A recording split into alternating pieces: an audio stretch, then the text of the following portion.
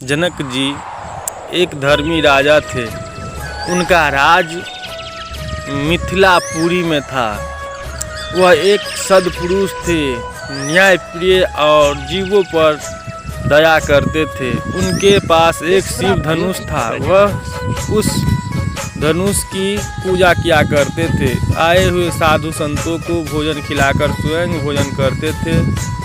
लेकिन एक दिन एक महात्मा ने राजा जनक को उलझन में डाल दिया। उस महात्मा ने राजा जनक से पूछा, हे राजन, आपने अपना गुरु किसे धारण किया है?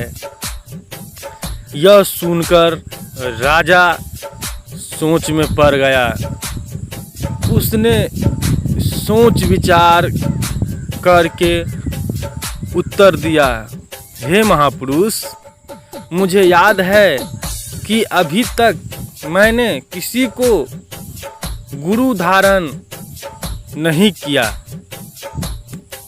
मैं तो शिव धनुष की पूजा करता हूँ।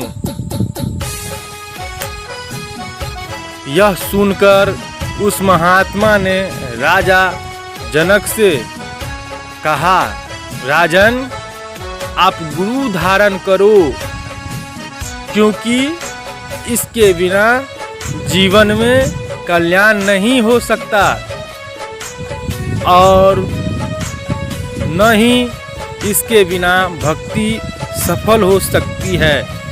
आप धर्मी एवं दयावान हैं। सत्यवचन महाराज राजा जनक ने उत्तर दिया और अपना गुरु धारण करने के लिए मंत्रियों से सलाह मशविरा किया। तब यह फैसला हुआ कि एक विशाल सभा बुलाई जाए। उस सभा में सारे ऋषि मुनि, पंडित, वेदाचार्य बुलाए जाए। उन सब में से ही गुरु को ढूंढा जाए। सभा बुलाई गई। सभी देशों में सूझवान पंडित, विद्वान और वेदाचार्य आए। राजा जनक का गुरु होना एक महान उच्च पदवी थी।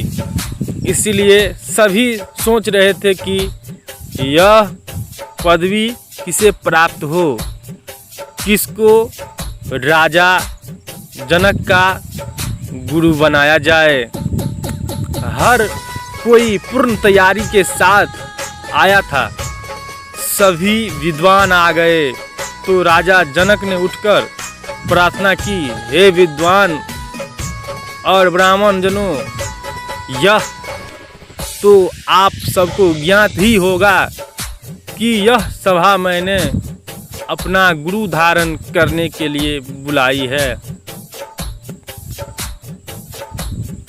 परंतु मेरी एक शर्त यह है कि मैं उसी को अपना गुरु धारण करना चाहता हूँ जो मुझे घोड़े पर चढ़ते समय रकाब के ऊपर पैर रखने पर काठी पर बैठने से पूर्व ही ज्ञान कराए। इसीलिए आप सब विद्वानों, वेदाचार्यों और ब्राह्मणों में से अगर किसी को भी स्वयं पर पूर्णतः विश्वास है तो वह आगे आए। आगे आकर चंदन की चौकी पर विराजमान होकर यदि चंदन की चौकी पर बैठकर मुझे ज्ञान न करा सका तो उसे दंड मिलेगा, क्योंकि सभा में उसकी सबने हंसी उड़ानी है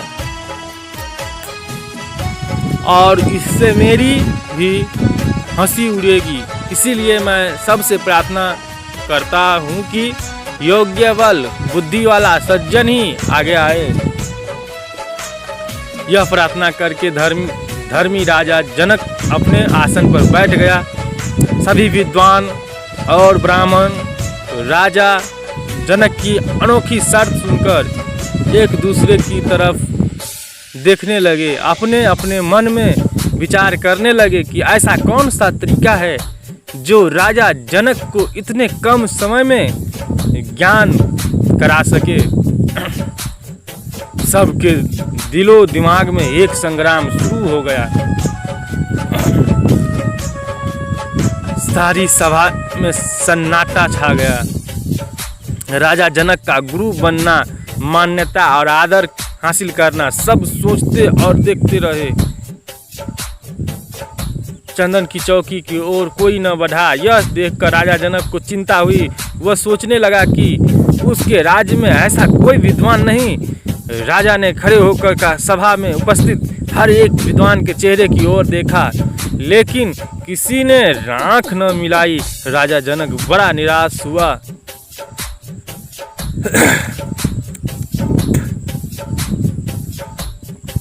कुछ पल बाद एक ब्राह्मण उठा। उसका नाम अष्टावक्र था।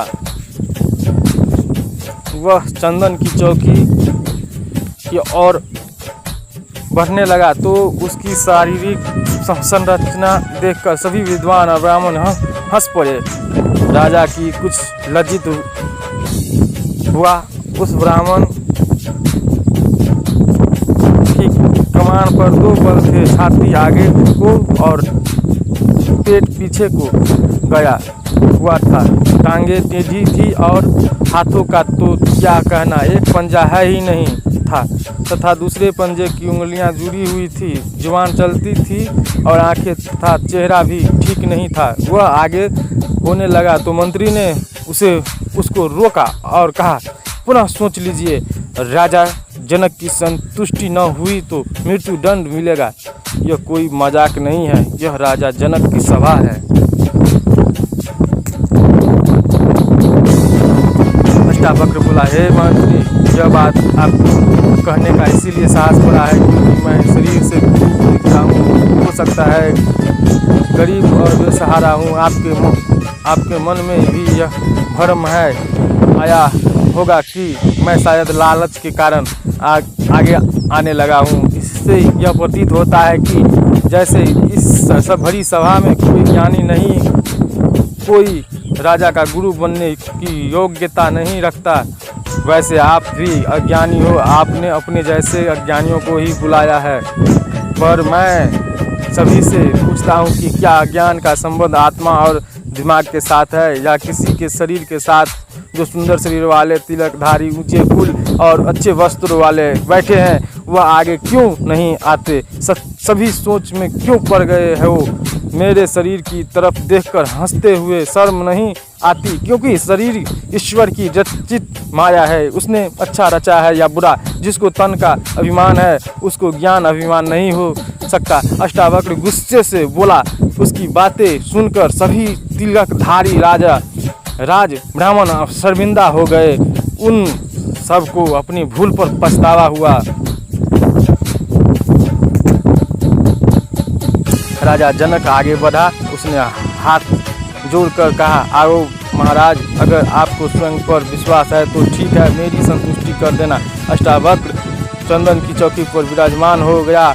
उसी समय राजा ने घोड़ा मंगवाया। वह घोड़ा हवा से बातें करने वाला था।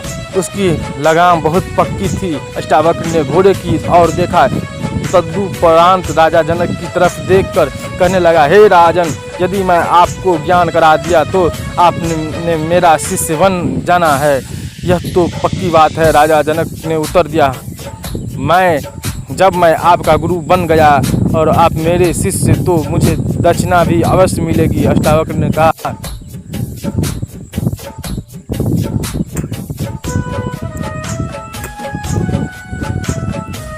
क्योंकि मैं आपको ज्ञान का उपदेश उस समय देना है जब आपने रकाब के ऊपर पैर रखना है और फिर आपने घोड़ा दौड़ा कर दूर निकल जाना है। इसीलिए मेरी दक्षिणा पहले दे दीजिए, परंतु दक्षिणा तन, मन और धन की किसी एक वस्तु की हो। अष्टावक्र बोला,